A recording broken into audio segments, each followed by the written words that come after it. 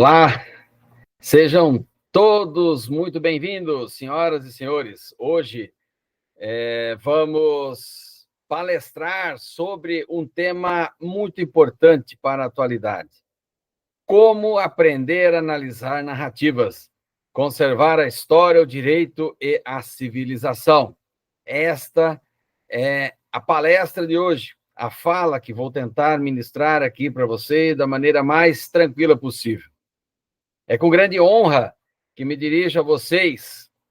Falar para um público tão diverso é sempre uma experiência gratificante, pois permite que nos conectemos não apenas com estudantes e acadêmicos, mas com a comunidade em geral.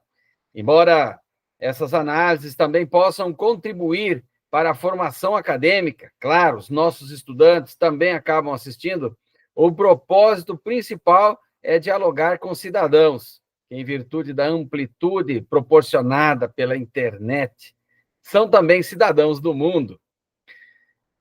Em um breve resumo de minha trajetória acadêmica, eu gosto sempre de destacar isso no início de minhas falas. Sou Alexandre Perezan, mestre, doutor e pós-doutor com formação em História e Direito. Atualmente, exerço a função de professor na Universidade Federal de Mato Grosso do Sul, UFMS, e coordeno projetos de extensão, de pesquisa. Dentre estes projetos, intitulado Távola, a Política, o Saber e a Ancestralidade na Gestão da Vida, aprovado pela universidade e que deu origem a esta palestra que será ministrada hoje. Mas sempre costumo iniciar dizendo também que, acima de todos os currículos acadêmicos, sou pai de família, casado com a advogada Neide Bendo Perezan e pai de 2 filhos, Arthur Henrique, de 14 anos, e o Heitor Remy, pequeno ainda, 5 anos de idade. Eles fazem parte de tudo aquilo que penso e sou. Então, isso é importante para que vocês também percebam que no mundo acadêmico também existe vida, né? Na palestra de hoje, que terá uma duração máxima de 55 minutos a 1 hora, teremos a oportunidade de refletir juntos um pouco sobre um tema que está no cerne da nossa condição humana: a análise das narrativas e seu papel essencial na preservação da história, do direito e da própria civilização.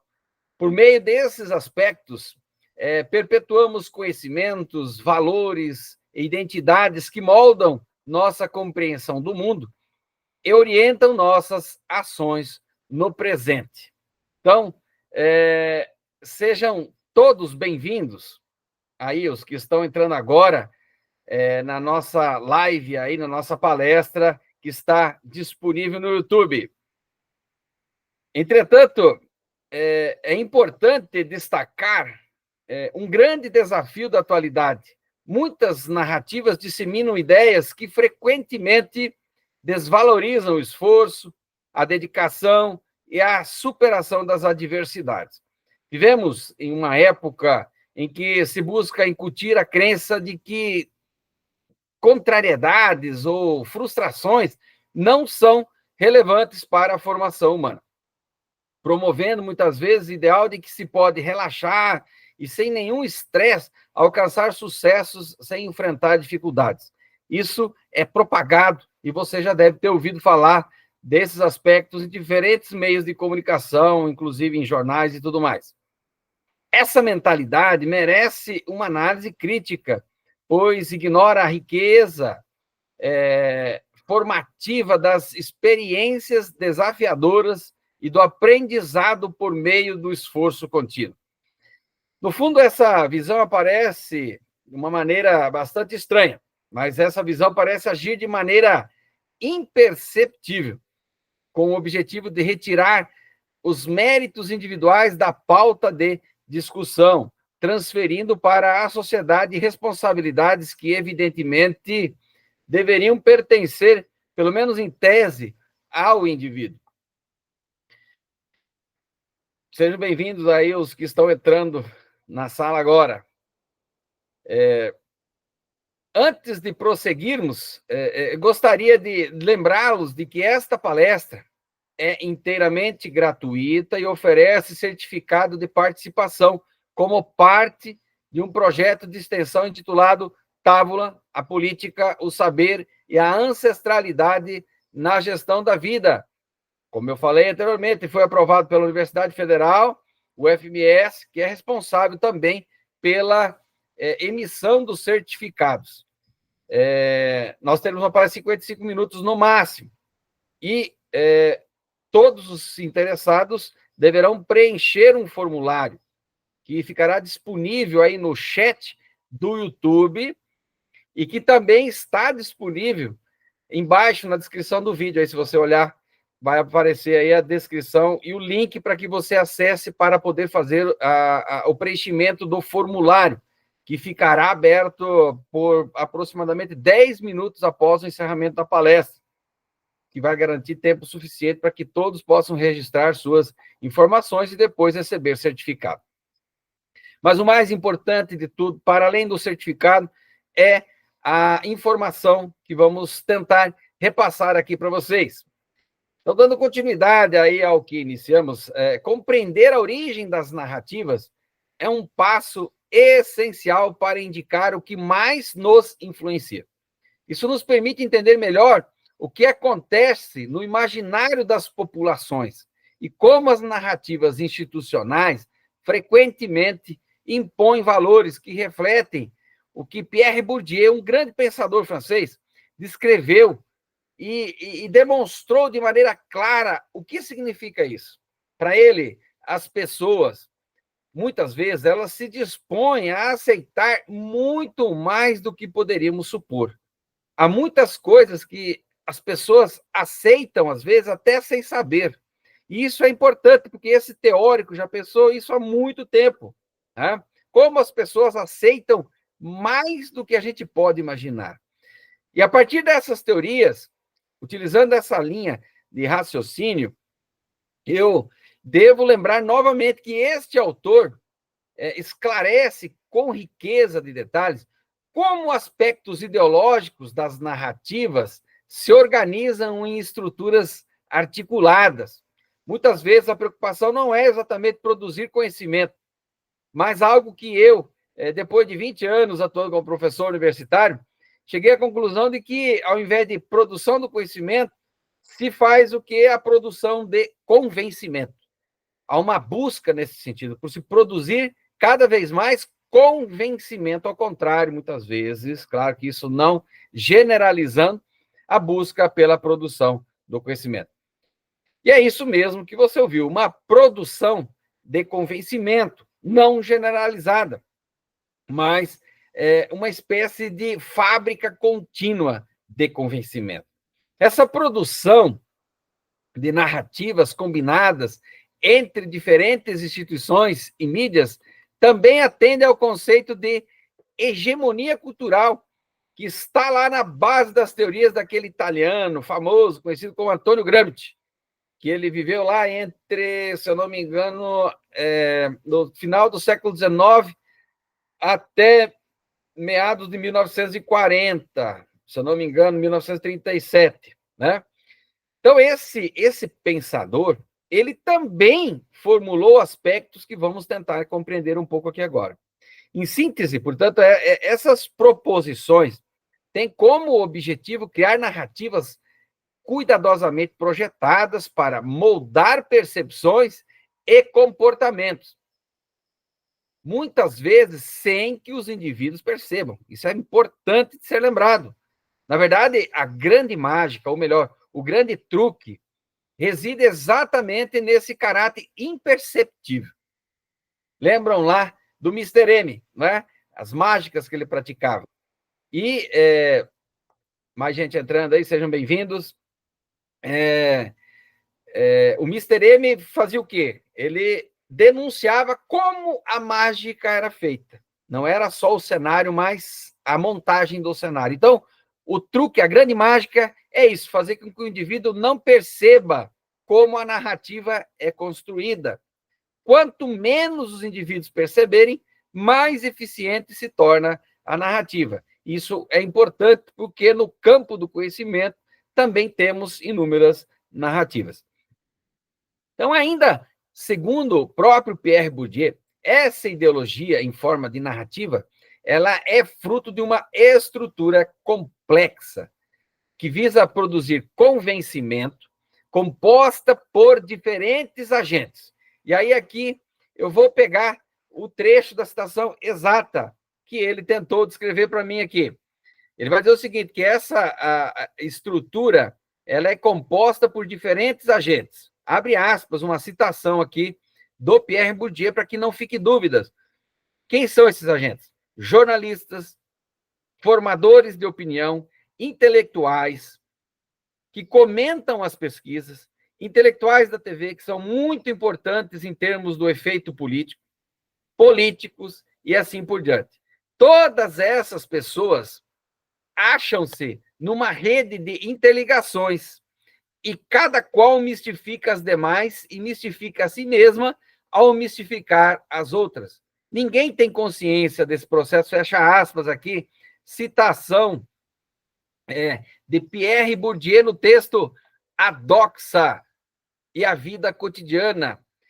Né? Nesse texto extraordinário, ele faz uma análise sobre quais eram os agentes que perpetuam essas ideologias e como elas funcionam. Então, são formadores de opinião, intelectuais, pesquisas, intelectuais dando entrevistas na TV, todas elas muito bem montadas, estratégias, em um canal, no outro canal e assim por diante. Então, tudo isso acaba se interligando, formando uma narrativa que, é claro, para convencer o público que assiste. Essa reflexão inicial nos ajuda a entender e questionar a aceitação passiva de ideias, que são impostas, claro. Quando você não tem acesso a uma diversidade de opiniões, é certo que isso está sendo imposto a você. Então, convidamos a todos a um olhar mais crítico sobre as narrativas que permeiam nossas vidas. Tentar entender isso é também entender qual é o nosso lugar e o papel neste nosso grande mundo. Sejam bem-vindos aí os que estão entrando agora também. Dando sequência a essa linha de raciocínio, algo valioso foi perdido nesse processo, que eu denomino de processo de convencimento. Um mecanismo aparentemente simples e puro, mas profundamente influente. O que se perdeu é algo que sempre esteve presente no imaginário das populações, de modo geral. Uma conexão entre valores morais, éticos e princípios universais que sustentam a civilização até os dias atuais. Embora não seja uma tendência generalizada, o intelectualismo contemporâneo frequentemente busca desconstruir essas bases sem apresentar algo substancial em seu lugar, limitando-se a relativizar a moral, a ética, a beleza e os demais aspectos que compõem a nossa sociedade. Então, eu busco aqui também trazer uma reflexão com base em um grande pensador que foi Eric Flegel. Para ele, nessa linha de pensamento, quando se estabelece um governo, ele é, ao mesmo tempo, um ensaio sobre a criação do mundo, a mesma prefiguração. Quando você tem lá um governo sendo estabelecido, é como se o mundo estivesse sendo criado. Quando o homem cria o cosmium de uma ordem política, ela, analogicamente, repete a criação divina do cosmos. É a mesma percepção. O Eric Flegel dá destaque a isso, dizendo que é importante você conceber ideias micro com macro. Então, a prefiguração desse cosmium é, ao mesmo tempo, a prefiguração dos governos que nós temos. Traduzindo em poucas palavras, aquilo que a gente concebe enquanto sempiterno é, ao mesmo tempo, que temos enquanto governo terreno. Nesse contexto, em simbiose com costumes e crenças tradicionais, que foram preservados historicamente devido à sua relevância ética e moral no fortalecimento da civilização, esses preceitos, no entanto, estão constantemente sendo corroídos por narrativas que, na verdade, são verdadeiros balões de ensaio, recheados de utopias que buscam, na maioria das vezes, né, deslocar tudo para o relativismo. Tudo é relativo, né? Einstein já dizia isso, né? Então, boa parte dessas teorias também incorporam elementos que dizem respeito a outras áreas do conhecimento. Disseminadas nesta lógica, a fim de identificar suas intenções e avaliar criticamente seus impactos sobre os valores que moldam nossa sociedade. Isso é claro, é preciso identificar criticamente quais são as bases teóricas dessas narrativas, por que elas assumem esse papel, por que existe um combinado geral em diferentes setores da sociedade, em diferentes instituições, para que o discurso seja uníssono.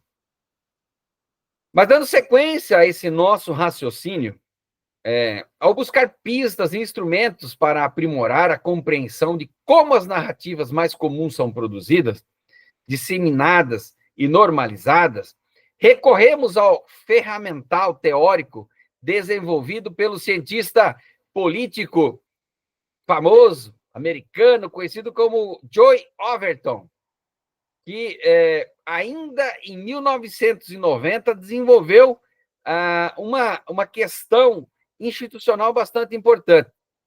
Ele criou um modelo objetivo para identificar como ocorrem as mudanças no campo político.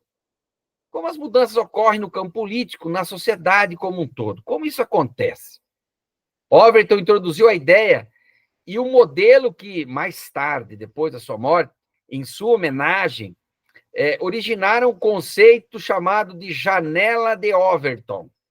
Essa janela de Overton é uma teoria que desafia a noção tradicional de que políticos e instituições apenas seguem a vontade popular. Isso mesmo. Na visão de Overton, né, o autor dessa grande descoberta, ideias impopulares eram inicialmente impensáveis como propostas para candidatos políticos ou qualquer um que ocupe um cargo público, exatamente porque não atrairia votos em uma decisão e nem muito menos aplausos. Então, nesse sentido, em vez de serem líderes, os políticos, na concepção de Overton, na realidade, eles eram seguidores das ideias que haviam sido moldadas previamente pela sociedade e pelas instituições. É o inverso, né?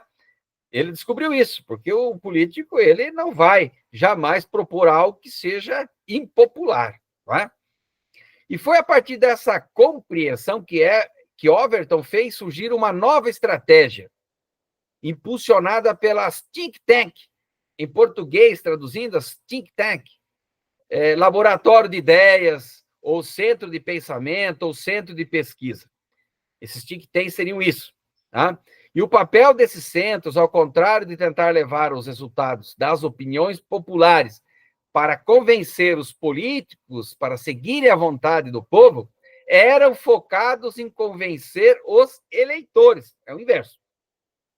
Ou seja, os think tank tinham como finalidade convencer os eleitores ao invés de convencer os políticos. Para isto, utilizavam, e ainda utilizam hoje, uma variedade de ferramentas, como pesquisas, artigos científicos ou não, novelas, músicas, séries de televisão, filmes e até mesmo meios jurídicos. Esses centros buscavam moldar as janelas de possibilidades políticas por meio da formação cultural, aquilo que a pessoa assiste todo dia, ou vê todos os dias. Se ela não é capturada pela novela, ela vai ser capturada pelo filme, vai ser capturada pelo jornal impresso, vai ser capturada por artigos e assim por diante. Então, em algum momento, essa pessoa vai receber essas informações e vai sofrer esta influência. Então, nessas janelas de possibilidades políticas, os think tank iriam, então, atuar no sentido de moldar a opinião popular,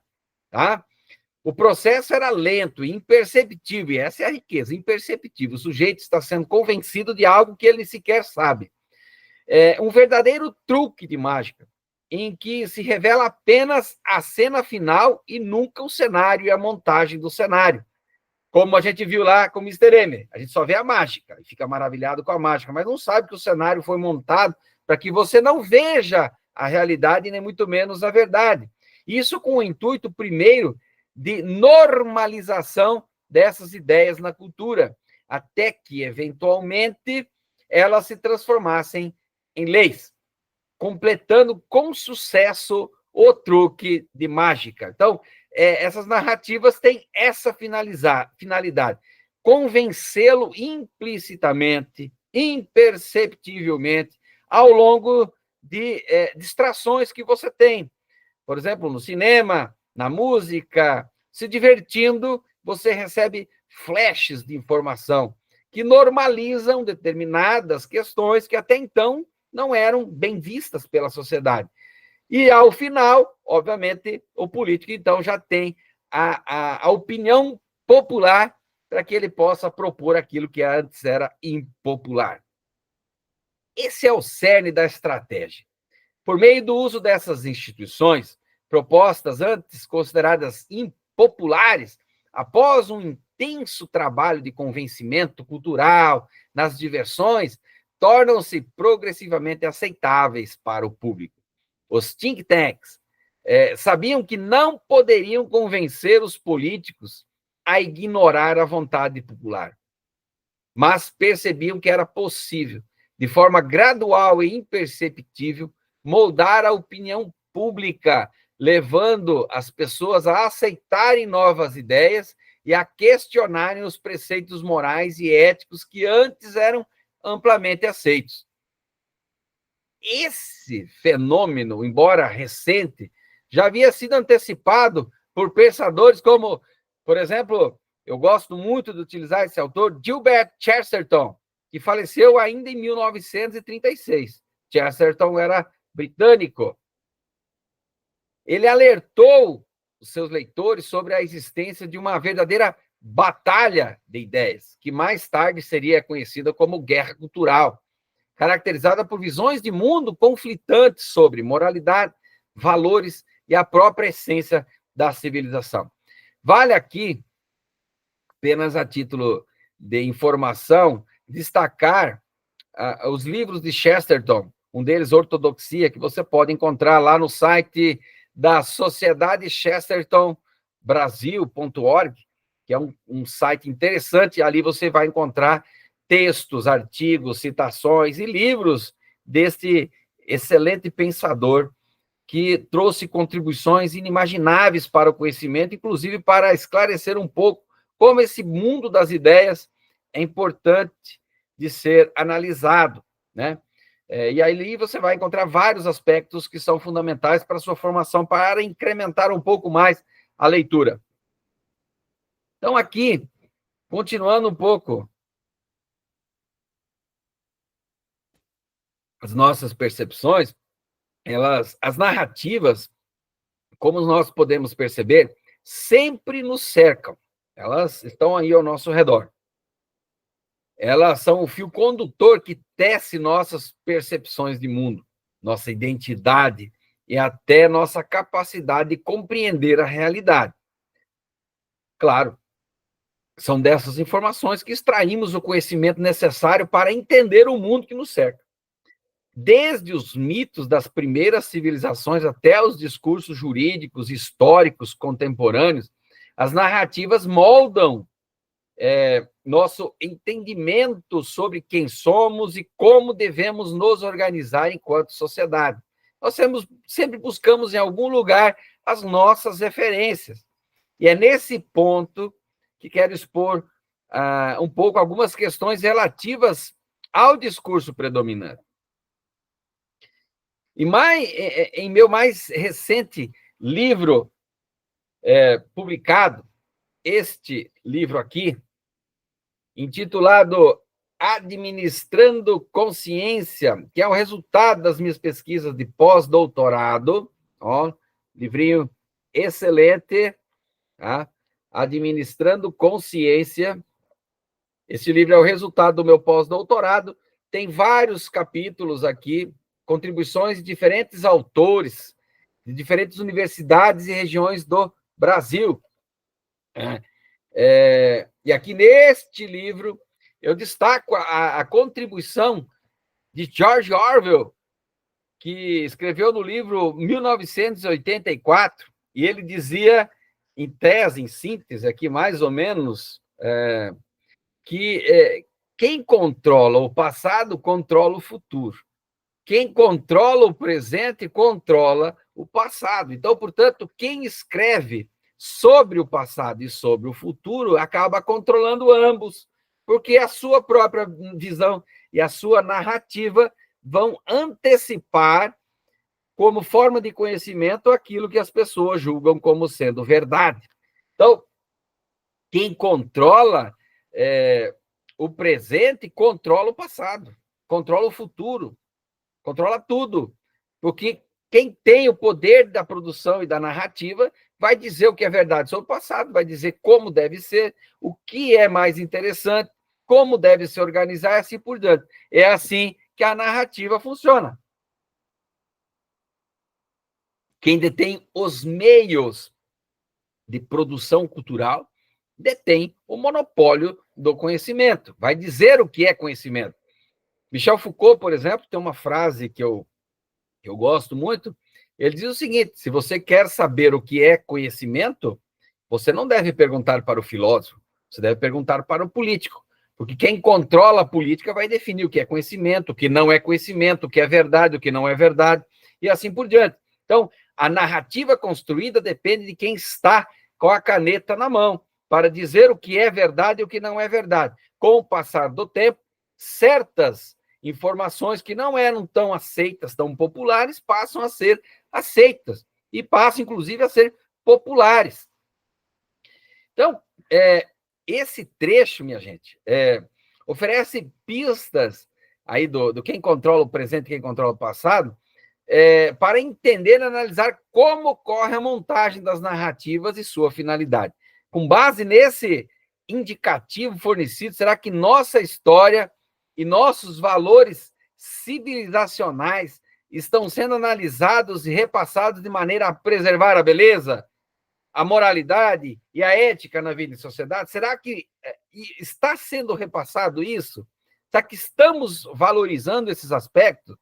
Será que o nosso sistema educacional, a partir das think tanks, atende aos interesses e exigências culturais da sociedade? Existe uma busca pela preservação do que já funcionou e deu certo? Quais são os aspectos que estão sendo considerados relevantes para a formação moderna? O que mais importa saber hoje para ser um grande profissional? Desse modo, é fundamental fazer um exame de consciência, pois ela nunca nos trai, para saber de onde vêm as minhas ideias, como elas nasceram, como chegaram até mim e como foram facilitadas para que chegassem até mim.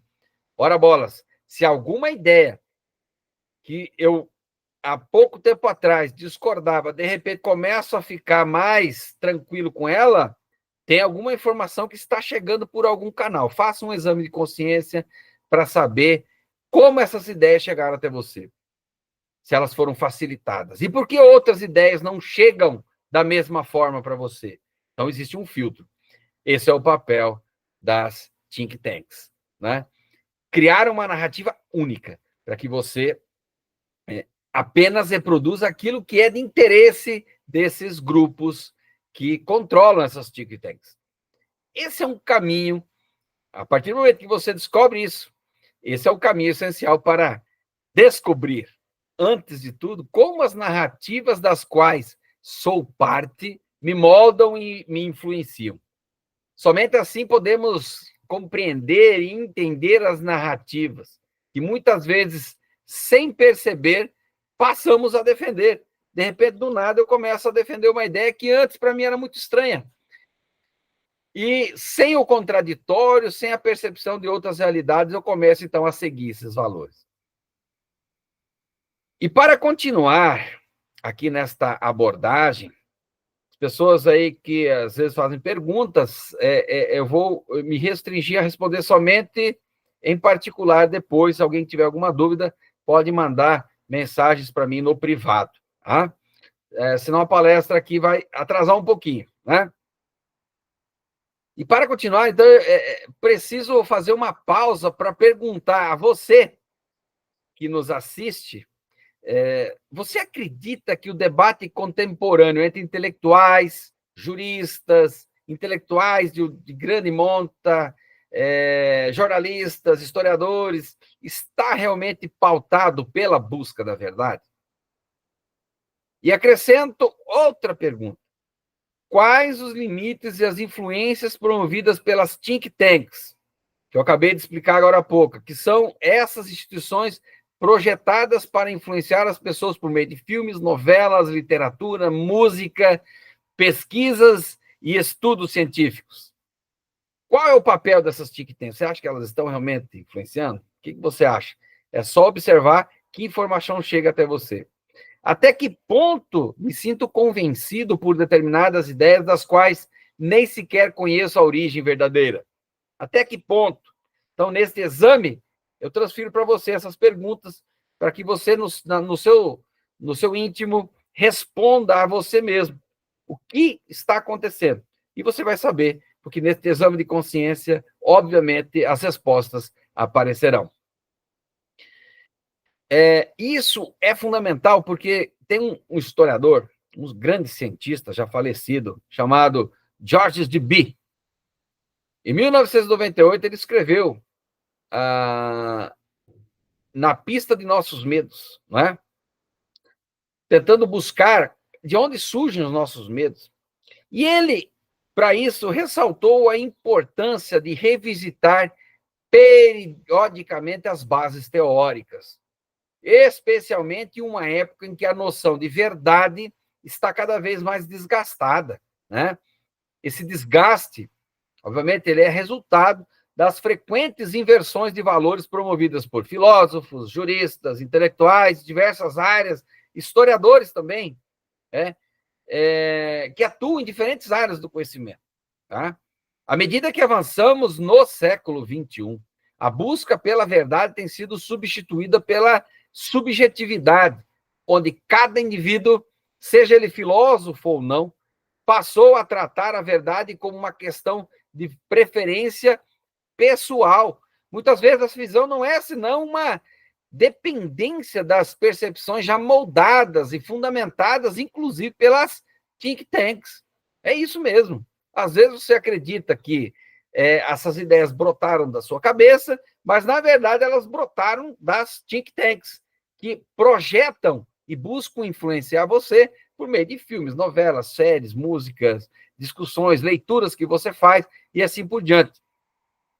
Esse processo permite, de maneira pouco produtiva, que cada pessoa se isole em suas próprias inclinações ou gostos, furtando-se do debate, inclusive no campo acadêmico.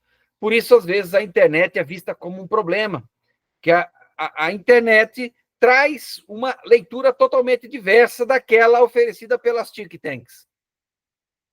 Aquele discurso projetado, igualzinho, tudo certinho, de repente vem um estudo lá, divulgado na internet, e rompe com aquele negócio, aquele discurso uniformizado, né?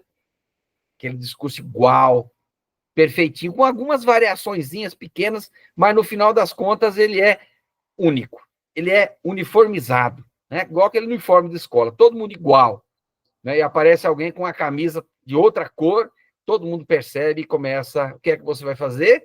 Né? Os uniformizados vão dizer que é preciso colocar um uniforme naquele indivíduo, pare de ser diferente, seja igual a todos. Então, essa é a ideia reproduzida pelas think tanks, tá? E a internet promove um certo descompasso dessas think tanks.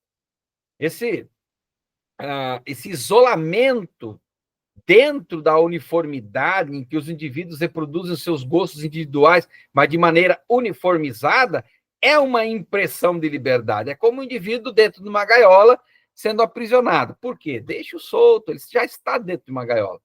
Então, essa dinâmica do isolamento se tornou a principal forma de convencimento, que ao invés de fomentar um debate amplo e irrestrito no estilo dos diálogos lá de Platão, em que se aprendia por meio da razão e do exercício do questionamento, acaba por limitar e empobrecer as discussões e as próprias conclusões. Testar as ideias só é possível confrontando-as com a realidade e com outras ideias. Não é possível aperfeiçoar ideias somente com uma única ideia, sem o debate, sem a exploração de outras percepções teóricas em conjunto. Dentre os exemplos que podemos utilizar aqui, o exemplo talvez mais comum encontrado no dia a dia das pessoas e muitas vezes imperceptível, que chama a atenção, é a crescente inclinação teórica para enfraquecer a ideia de mérito pessoal. Veja, existe um esforço massivo das think tanks nesse sentido, que influenciam a grande mídia, os debates acadêmicos, intelectuais, etc., para entender o impacto e o sucesso desses empreendimentos, que buscam influenciar intelectuais, eleitores e a população em geral. Basta perguntar. E essa pergunta, mais uma vez, é você que nos assiste que vai responder. Olha só, como está o seu entendimento a respeito da importância do mérito pessoal? Hein? Você já se deparou com alguma narrativa que desqualifica o mérito pessoal? O que é mérito pessoal para você? Você acredita que a ordem social depende da competência dos indivíduos? É você que vai responder. Essas questões, entre outras, servem para orientar o entendimento sobre as narrativas que você tem sido influenciado a aceitar. Muitas vezes de forma imperceptível, e isso é o mais interessante, que seja imperceptível, né? E compreendê-las é fundamental para que, né, haja um pouco mais de liberdade sua, independência. Ainda dentro dessa reflexão sobre as narrativas que organizam o pensamento, podemos questionar se é possível uma sociedade eficiente que premie a aprendizagem responsável e a escolha consciente. É possível premiar uma aprendizagem responsável? Será que a autonomia para pensar e trabalhar pode ser incentivada? Nesse contexto, algumas habilidades adquiridas na infância, frequentemente moldadas pelas influências educacionais, podem tanto inibir impulsos patológicos quanto restringir a nossa forma de enxergar o mundo e nos relacionar com ele. Então, a pergunta básica é isso. Se você acredita que realmente é possível haver um aprendizado responsável, individual, é possível. Isso tem a ver com a ideia de mérito que tem sido propagada, retirando as capacidades individuais, jogando-as para as instituições, né? Então, as narrativas predominantes, amplamente disseminadas por diversos meios de comunicação, enfim, canais os mais diversos possíveis, afirmam repetidamente que os fracassos individuais são de responsabilidade da sociedade ao nosso redor. Essa mensagem é transmitida todos os dias, de maneira sutil e em outros momentos explícita, tá? Formando na população um entendimento sobre a responsabilidade individual e a relação com a sociedade. Não há, responsabilidade é sempre individual, mas quando você busca a questão dos méritos, é sempre da sociedade. Então, vejamos um outro exemplo, aqui citado pelo brasileiro professor Luiz Felipe Pondé, em uma entrevista recente, que considero aqui particularmente pertinente. Eu destaco aqui, apenas como exemplo, ele oferece uma visão bastante interessante para compreender a formulação das narrativas jurídicas, históricas e civilizacionais. Ele revela como funciona o poder da influência recíproca e instrumentalizada na mídia, dos espaços de conhecimento e muitas pesquisas acadêmicas. Segundo Pondé, muitas das narrativas produzidas pelo meio intelectual não estão preocupadas com a busca pela verdade. É ele quem diz isso, está lá no site dele. Seja ela evidente ou implícita. Em vez disso, há uma verdadeira obsessão por se suporem como defensores do bem, o que, por conseguinte, cria uma autopercepção orgulhosa desses intelectuais que estão do lado certo, reproduzindo, muitas vezes de maneira imperfeita, até de maneira bastante simplória, tão somente as ideias que os grandes e instrumentalizados canais de mídia disseminam. Ou seja, o sujeito acha que está do lado do bem, está produzindo grandes ideias. Na verdade, ele reproduz apenas aquilo que já foi instrumentalizado pelas think tanks nos canais de mídia que a disseminam. É apenas isso. Por outro lado, o professor Pondé também argumenta que, mais do que a percepção de que estão do lado do bem, muitas vezes, os intelectuais, o que realmente impulsiona esses intelectuais, essas narrativas, é a sensação de que pertencem a um grupo seleto, a uma network que proporciona benefícios concretos, né?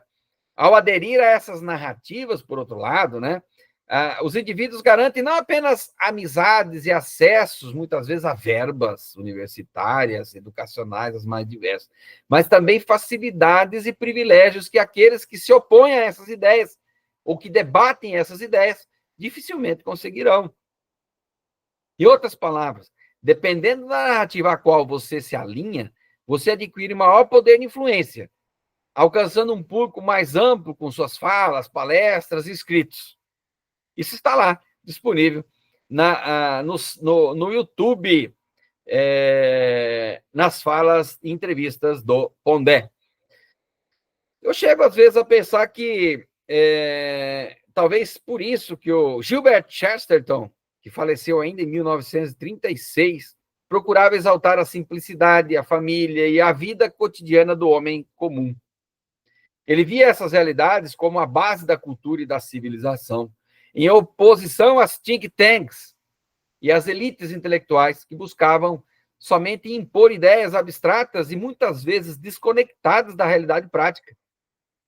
Isso é comum, às vezes você vê uma teoria tão absurda lá que ela não faz sentido no mundo prático do dia a dia. Por isso, Chesterton acreditava que a cultura deveria inspirar o senso de maravilha, né? A beleza, o mistério. Para ele, a fantasia, a arte e a literatura deveriam edificar a alma e não corrompê-la, corroê-la internamente. Mas também tivemos aqui perto de nós, viajando um pouco na geografia mundial aí, tivemos aqui perto de nós um filósofo brasileiro que merece ser lembrado, Mário Ferreira dos Santos, para mim, um dos maiores filósofos do mundo.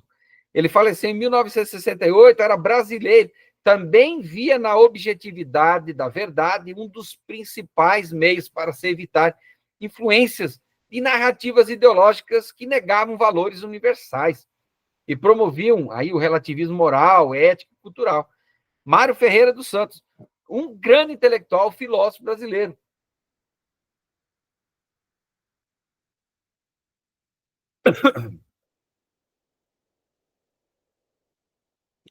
Ele tem um livro intitulado A Invasão Vertical dos Bárbaros. Muito bom, muito interessante, que vale a pena ser lido. E aqui, continuando essa linha de raciocínio, em 2022, né, eu publiquei um livro impresso intitulado, este aqui, Entre o Lamento dos Homens e o Saber Científico, a Verdade Censurada. No qual, nesse livro aqui, eu tive a honra de organizar um capítulo de autoria do professor Carlos Adriano Ferraz, que é professor da Universidade Federal de Pelotas.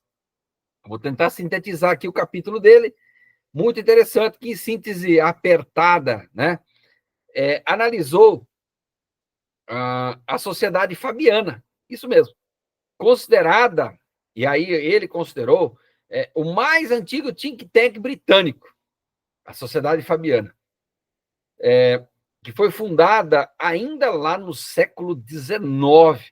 De acordo com esse professor da Universidade Federal de Pelotas, professor Carlos Adriano Ferraz, a Sociedade Fabiana, por mais de 136 anos, tem introduzido nas democracias ocidentais narrativas ideológicas que, eventualmente, levam ao seu colapso, à corrosão interna das principais questões morais, éticas e valores. Mas óbvio que tais narrativas sempre se revestem de boas intenções, né? É sempre com boas intenções. Hoje, então aqui, esse livro aqui que merece ser lido também. Hoje, muitos estudantes intelectuais agem de maneira a reproduzir essas ideias sem sequer saber que estão sendo manipulados pela mais antiga think tank britânica, né? Sociedade Fabiana. O método aqui descrito pelo professor lá, fala sobre a Sociedade Fabiana, é claro. Primeiro, normalizam uma ideia ideologicamente. Ideologicamente, porque é uma ideia que não era muito bem aceita. Depois, buscam torná-la lei. Esse processo é comum em boa parte das think tanks e profundamente influente. Tá? Uma ideia não é muito bem aceita, de repente ela se torna um pouco normalizada e daqui a pouco se torna lei. Então, reside aí a importância de compreender os mecanismos que organizam e fundamentam as narrativas, especialmente no que diz respeito à preservação de elementos históricos, jurídicos e civilizacionais. Isso se torna essencial porque muitas das narrativas consolidadas e predominantes nos discursos atuais podem não estar vinculadas à verdade ou à razão, mas sim a fatores sociológicos, como buscar pertencimento a um grupo, a construção de redes de influência, network, ou pior, a uma lógica que visa garantir mais poder e prestígio aos seus adeptos, afastando-se completamente de uma busca razoável pela verdade, né? Afastando-se aí, claro, de preferências subjetivas e tentando buscar as evidências e proposições fundamentadas, né? O princípio das evidências, Hobsbawm já falava isso, supremacia das evidências. Tem uma evidência aqui, ela por mais que eu queira inventar qualquer outra coisa, existe uma supremacia das evidências. Hobsbawm chamava assim. Então, e aqui cabe também citar um outro filósofo brasileiro, Olavo de Carvalho, que ao tratar desse tema, ele argumentou que epistemologicamente essas ideias predominantes, elas carecem muitas vezes de substância, sendo frequentemente reduzidas a preferências sentimentais que falham em satisfazer os critérios da razão e da coerência. Para esse filósofo brasileiro, essas ideias muitas vezes não têm a mínima satisfação a prestar a razão e a coerência. Fogem completamente do mundo da realidade. Assim, é imprescindível compreender as bases que sustentam as narrativas para que estudantes e cidadãos não se tornem presas fáceis, seguidores acríticos de ideias ou intenções cujas implicações desconhecem por completo, né?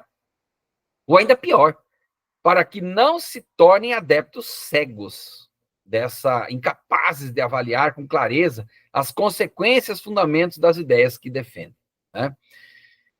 E eu quero deixar claro aqui, né, antes de tudo, que, a despeito de todas as análises feitas até aqui, é importante ressaltar que, apesar das imperfeições teóricas, a produção do conhecimento científico ainda continua sendo uma mestra insubstituível da vida e um guia essencial para a compreensão do mundo. No entanto, o método científico, por mais robusto que seja, não é absoluto nem soberano. Isso se deve ao fato que todas as épocas têm problemas, tragédias, desgraças, epidemias, guerras, preconceitos e tal, como dizia o professor Ricardo da Costa, um texto publicado no seu site. Nosso tempo histórico, século XXI, não é exceção a essa regra universal. Todos temos nossos problemas. E a ciência está aí como uma ferramenta. Não é a única, tem outras, mas ela é uma delas. Então, vamos analisar um pouquinho os fatos com atenção. Sim, os fatos são fundamentais, como eu falei agora há pouco, o Hobsbawm dizia que as evidências elas são superiores, né? Existe uma supremacia das evidências, mesmo que diferentes interpretações possam surgir sobre o mesmo ponto de vista. Talvez uma das evidências mais emblemáticas dessa problemática no mundo acadêmico seja o caso envolvendo o físico e professor universitário americano Alan Sokal. Em 1996, Sokal submeteu um artigo científico que comprova a lógica de pertencimento, as networks e a aprovação pelas think tanks dos pesquisadores que adotem aspectos ideológicos em suas pesquisas, como citei anteriormente, utilizando a fala do professor Luiz Felipe Pondé. Alan Sokal, em 1996, em um artigo intitulado, em português, vou traduzir aqui, Transgredindo as Fronteiras, rumo a uma hermenêutica transformadora da gravidade quântica, olha o nome, né? Ele publicou na revista Social Test. O artigo, É de um cientista, tá? Mas o artigo estava repleto de jargões científicos mal utilizados, argumentos desconexos e proposições absurdas. Seu objetivo era demonstrar como determinadas narrativas do pensamento pós-moderno poderiam aceitar ideias sem sentido algum, desde que estivessem revestidas por uma linguagem supostamente sofisticada e alinhada a determinadas ideologias. Esse experimento, que ficou conhecido como o caso Sokal, se você procurar na internet vai ter lá, expôs a fragilidade de critérios editoriais baseados mais em conformidade ideológica e narrativa do que na busca pela verdade do rigor científico. E como isso ocorre? Eu acabei de explicar anteriormente. Embora nem tudo funcione exatamente da mesma maneira, há um padrão recorrente.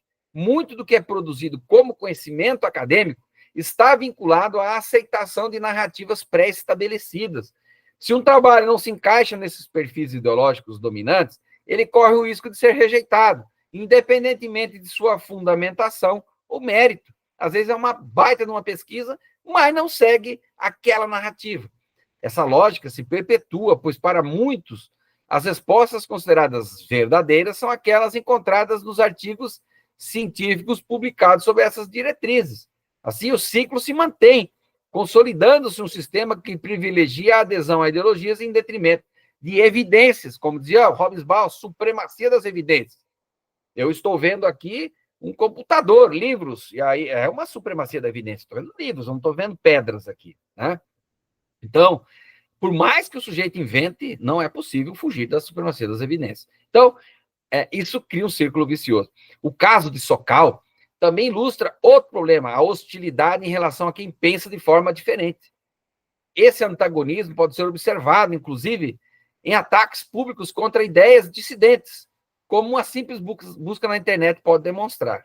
A experiência de Sokal evidenciou que, em alguns contextos, a presença de termos ideológicos adequados em um artigo pode garantir sua aceitação, enquanto a ausência desses elementos, mesmo em um trabalho rigoroso e bem fundamentado, pode levar à sua rejeição.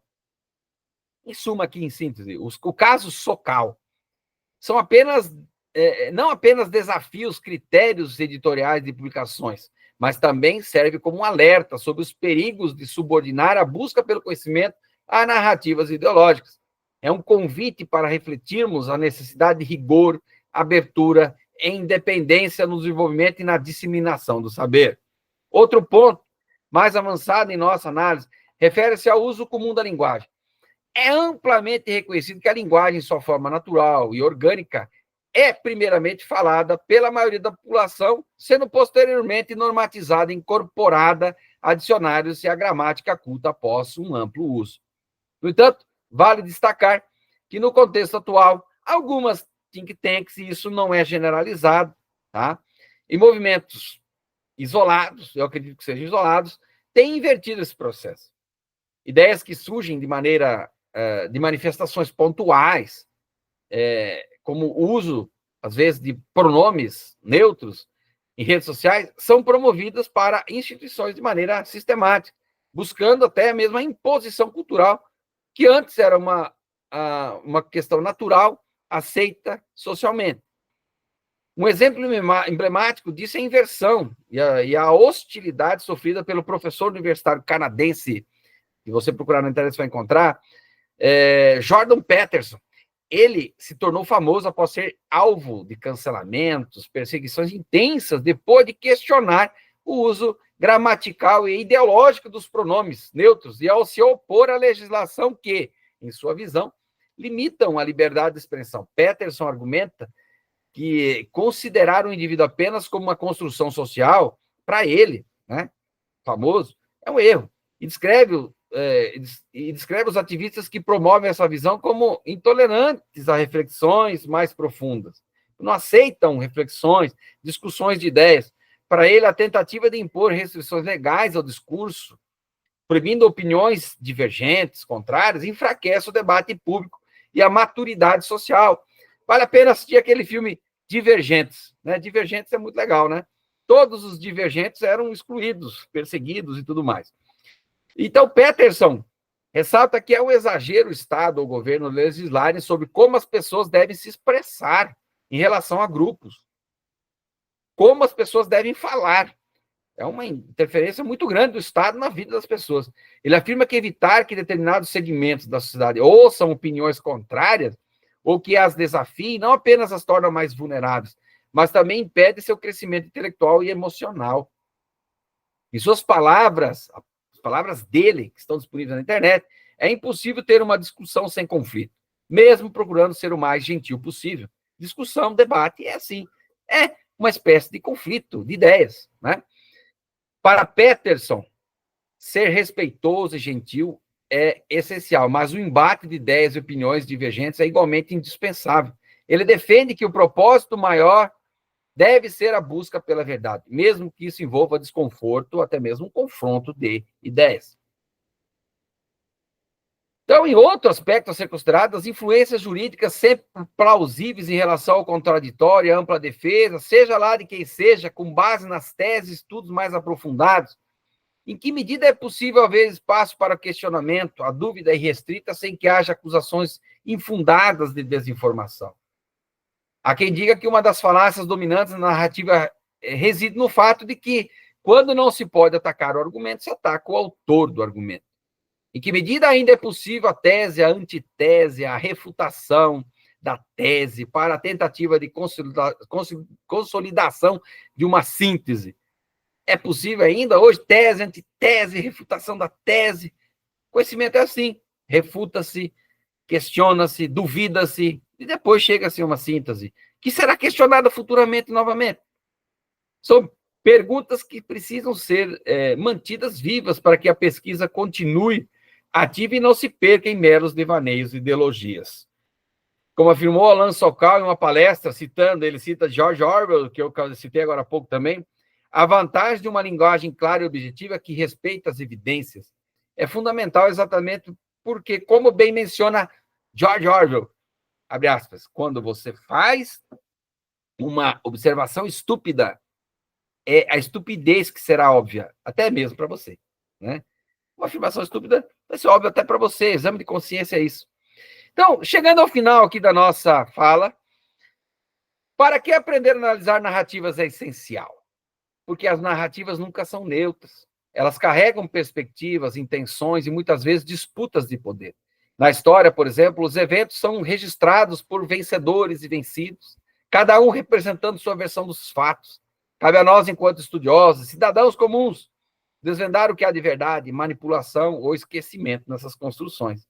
No campo do direito, as narrativas assumem um caráter ainda mais estratégico. As leis existem em um vácuo. Elas não existem em um vácuo. Elas emergem de contextos, valores culturais e embates sociais.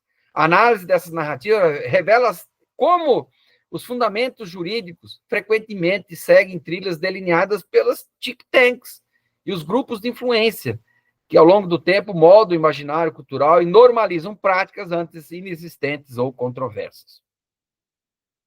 Esse processo que começa na esfera cultural, muitas vezes culmina em rupturas na ordem civilizacional, transformando ideias inicialmente marginalizadas em normas aceitas. Uma vez normalizadas, essas ideias passam a ser codificadas como leis aplicáveis, alterando as leis e modificando tudo, legitimando até mesmo mudanças que nos são impostas. Por fim, na esfera civilizacional, narrativas impositivas têm o poder de moldar o imaginário coletivo, promovendo a substituição de tradições e valores que há séculos definem a identidade de um povo. Esse processo busca instaurar novos paradigmas culturais, muitas vezes desconectados das raízes históricas e das práticas que sustentam a civilização. Conservar a essência de uma civilização exige, portanto, a capacidade de discernir entre narrativas que reforçam seus pilares fundamentais e aquelas que, ao contrário, contribuem para a sua fragilização. E aí, para finalizar aqui, você precisa identificar o contexto em que as narrativas são produzidas, verificar qual o papel dessas instituições think tanks na imposição massificada de determinados valores. Um outro caso também é exame de evidências narradas. As narrativas têm elementos comuns. Se você identificar isso, em todos os lugares fala-se a mesma coisa, aspectos que se conectam em diferentes meios, né? Filme, música, noticiário, todos os noticiários passam a mesma notícia. Imaginem que tem uma think tank agindo por trás. E aí os protagonistas aparecem, os autores, os mesmos discursos autorizados, antagonistas para se contrapor, como cobaias a serem utilizadas como exemplos de cancelamento, né? Michel Foucault revelou isso no seu livro, Vigiar e Punir, lá, como você faz isso para vigiar e punir, né?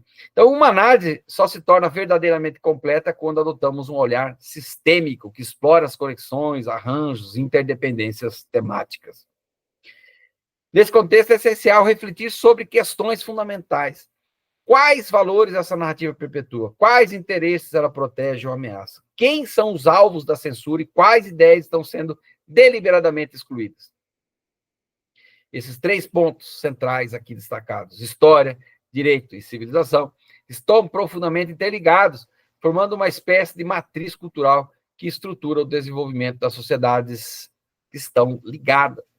Podemos afirmar que, em tese, a história fornece as perspectivas temporais e sociológicas, demonstrando como narrativas de poder se instalam nas instituições e nos imaginários coletivos.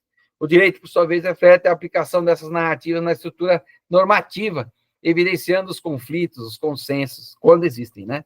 E as rejeições populares a determinadas normas impostas. Apenas como exemplo, né? Um exemplo emblemático foi a tentativa de simplificação da língua portuguesa proposta durante a Semana da Arte Moderna em 1922 no Brasil. Essa ideia foi amplamente criticada por figuras como Monteiro Lobato, por exemplo, que a considerou radical, argumentando que a língua é um patrimônio coletivo e não deve ser alterada de maneira abrupta.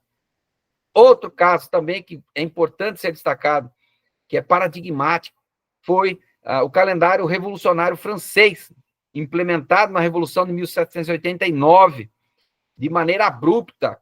Ele substituiu a semana de 7 dias por semana de 10 dias, as décadas, eliminando os descansos religiosos, cultos associados ao cristianismo. Enfim, era uma semana secular e não mais laica.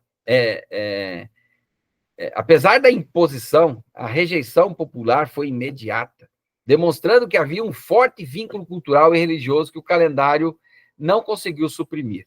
Esse exemplo do calendário francês de 7 dias passando para 10 ilustra a tentativa de mudanças forçadas, especialmente quando motivadas por interesses institucionais, como a descristianização da França na época, que tendem a enfrentar resistências e fracassos. Nesses termos, para finalizar, aprender a analisar narrativas é um exercício de liberdade intelectual, acadêmica, jurídica e civilizacional. Ao fazê-lo, não apenas preservamos a história e o direito como ferramentas de justiça e memória, mas também garantimos que os valores fundamentais da civilização sejam transmitidos às próximas gerações. Que estejamos atentos às narrativas que nos cercam, tanto para protegê-las quanto necessárias, quanto para questioná-las quando ameaçam os pilares que sustentam nossa humanidade. Afinal, conservar a história, o direito, a civilização, é, em última instância, conservar a nós mesmos. Assim como Alan Sokal desafiou narrativas intelectuais que ameaçavam a clareza do pensamento científico, também devemos abordar as narrativas históricas e jurídicas com igual rigor. A história nos ensina como o passado é narrado, mas cabe a nós discernir verdades de manipulações. O direito organiza a sociedade, mas devemos garantir que suas narrativas sirvam à justiça e não apenas ao poder. Narrativas que não são analisadas de forma crítica têm o poder de distorcer os alicerces de uma civilização. Um exemplo marcante pode ser encontrado nas justificativas jurídicas que sustentaram regimes totalitários ao longo do século XX. Essas narrativas, muitas vezes aceitas sem questionamento, com base, inclusive, jurídica e científica, pavimentaram o caminho para tragédias humanas de proporções inimagináveis, evidenciando o perigo de discursos que mascaram abusos de poder sob a aparência de legitimidade legal. Lembrando a todos, e aqui para a gente poder encerrar, o formulário para a inscrição, preenchimento daqueles que pretendem receber o certificado, já está disponível no chat para quem deseja receber o certificado. E para quem também não deseja, pode preencher também. No mais, encerramos esta discussão. Espero que tenham apreciado. Aproveitem os textos que indico aqui, os livros que foram indicados, que são muito interessantes. Busquem também nos meios digitais as informações necessárias para comprovar aquilo tudo que foi dito aqui e ampliarem também as discussões propostas. Desejo a todos um Feliz Natal e um próspero Ano Novo. Que tenhamos clareza para analisar, liberdade para pensar e sabedoria para discernir o que pode e o que não pode ser mudado, parafraseando um trecho da obra Vida Feliz, de Sêneca. Muito obrigado. Sejam muito felizes e prósperos em seus estudos e em suas interpretações sobre as narrativas históricas, jurídicas e civilizacionais. Um forte abraço a todos.